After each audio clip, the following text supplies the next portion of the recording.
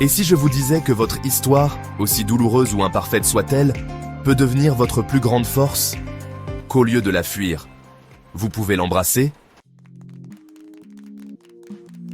Aujourd'hui, je vous invite à entrer dans un véritable récit.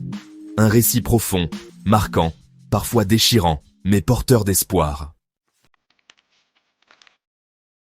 C'est l'histoire de Wendell B. Etienne, tirée de son livre « Les fondamentaux de la vie, principes pour apprendre à mieux vivre ». Dans ce témoignage sincère, il nous livre sans filtre les épreuves de son enfance, le silence d'un père absent, la force bouleversante d'une mère, et surtout, la découverte libératrice qu'il ne faut jamais laisser quelqu'un d'autre écrire notre histoire à notre place. Check one, check. Préparez-vous à écouter non seulement une histoire, mais une leçon de vie. Selon Virginia Satir, la vie n'est pas ce qu'elle devrait être. Elle est telle qu'elle est. C'est la façon dont vous y faites face qui fait la différence. Chaque vie est un tissu d'histoire, un enchaînement de saisons, d'épreuves et de leçons. Mais parfois, ces histoires font mal. Elles deviennent des prisons internes, des chaînes forgées par la honte, la culpabilité ou le regret. J'en sais quelque chose. Quand je regarde en arrière, mon cœur est souvent envahi par un sentiment de regret. Le regret d'avoir laissé filer certaines opportunités. De ne pas avoir su cueillir les petits moments de bonheur. De m'être par moments écarté de ma propre destinée. Mais à quoi servent ces regrets si je refuse d'accepter que le passé est passé?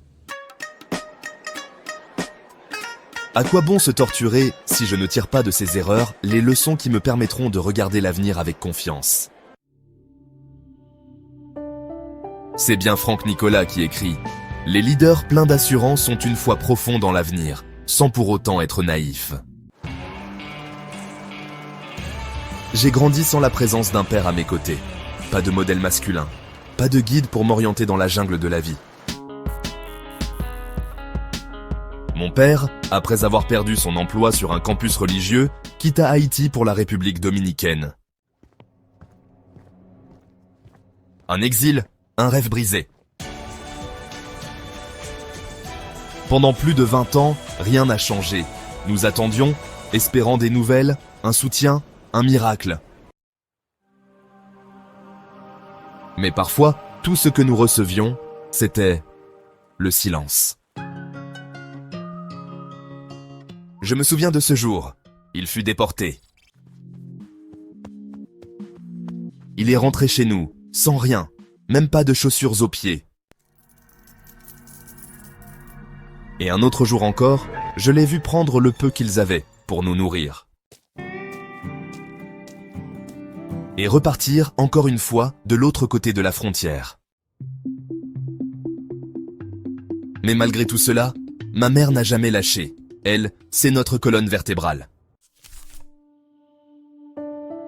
Avec ses 7 enfants, ses petits boulots, sa vieille machine à coudre, elle s'est battue pour l'éducation, pour la survie. Il nous arrivait de passer des jours à errer à la campagne, cherchant de quoi manger, parfois ne vivant que de jus d'orange. Je me revois encore aller chercher un repas chaque samedi dans la cantine de l'école, soutenue par Compassion Internationale. Ma mère, elle vendait jusqu'à ses meubles pour que mon grand frère puisse aller à l'école. Et puis il y a eu ce jour.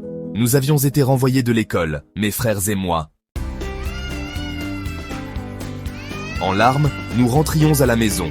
Et là, épuisés, désespérés, ma mère nous lança cette phrase. Voulez-vous être philosophe?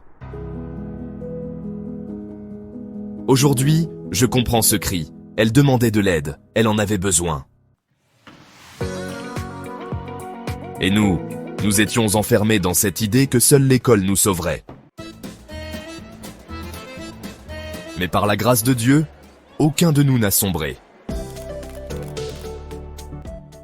Pas de délinquance, pas de perte.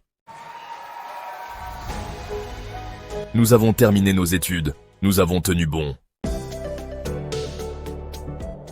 Aujourd'hui, 6 d'entre nous sont mariés.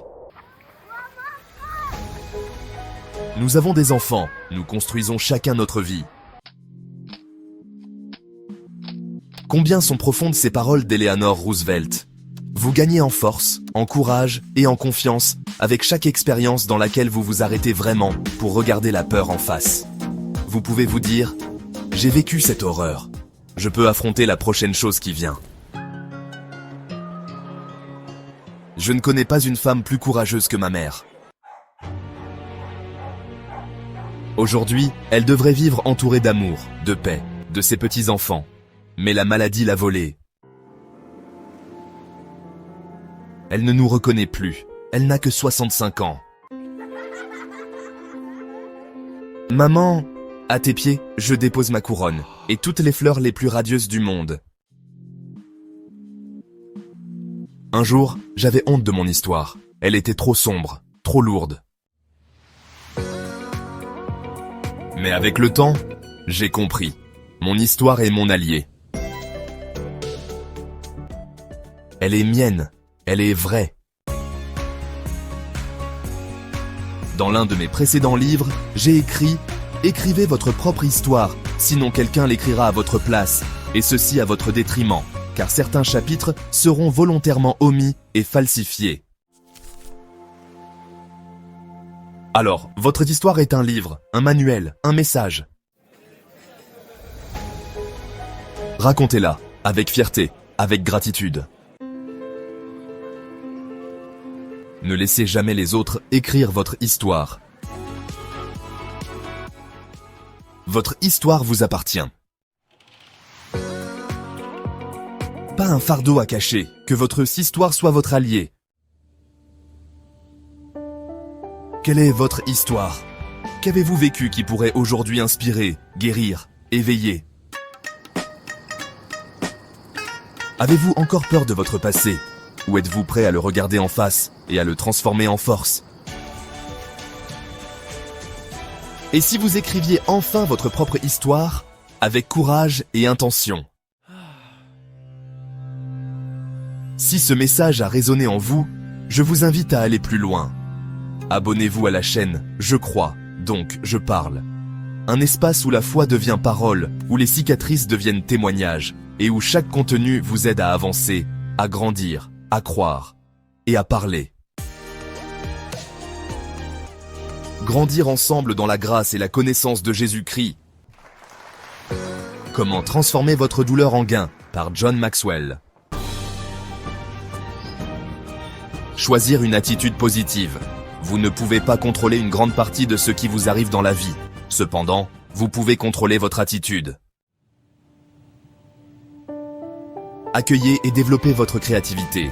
Lorsque vous avez une mauvaise expérience, au lieu de la laisser vous décourager ou vous mettre en colère, essayez de trouver un moyen de stimuler votre créativité. Acceptez la valeur des mauvaises expériences. Là où il n'y a pas de lutte, il n'y a pas de progrès. Il est inévitable d'être confronté à des difficultés. Faire de bons changements après avoir tiré les leçons des mauvaises expériences. La capacité à transformer le négatif en positif nous donne l'occasion de changer notre vie. Prendre ses responsabilités. Vous devez assumer la responsabilité de votre vie et des choix que vous faites. Il est pratiquement impossible d'évoluer de manière significative si l'on n'assume pas la responsabilité de soi-même.